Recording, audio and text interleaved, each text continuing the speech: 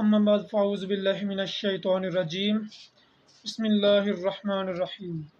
سوال پوچھا گیا ہے کہ ایمان کیا چیز ہے۔ ایمان کے لغوی معنی ہے کہ سچا معنی اور اصلاحی معنی ہے۔ جو کچھ نبی کریم رؤوف رحیم سرکار دو عالم صلی اللہ علیہ وآلہ آلہ وسلم اللہ تبارک و تعالیٰ کی ذات سے لے کر تشریف لائے، اس کو دل سے سچا ماننا اور زبان سے اقرار کرنا ایمان کہلاتا ہے۔ اب ہم ایک حدیث مبارکہ پر نظر ڈالتے ہیں کہ حدیث مبارکہ میں کیا ہے۔ حضرت ابو ہریرہ رضی اللہ تعالیٰ عنہ روایت کرتے ہیں کہ آپ صلی اللہ علیہ وسلم ایک دن لوگوں کے سامنے بیٹھے تھے۔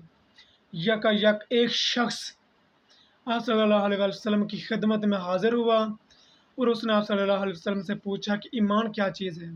آپ صلی اللہ علیہ وسلم نے فرمایا کہ اللہ پر اور اس کے فرشتوں پر اور اللہ کی ملاقات پر اور اللہ کے پیغمبروں پر ایمان لاؤ اور قیامت کا یقین کرو۔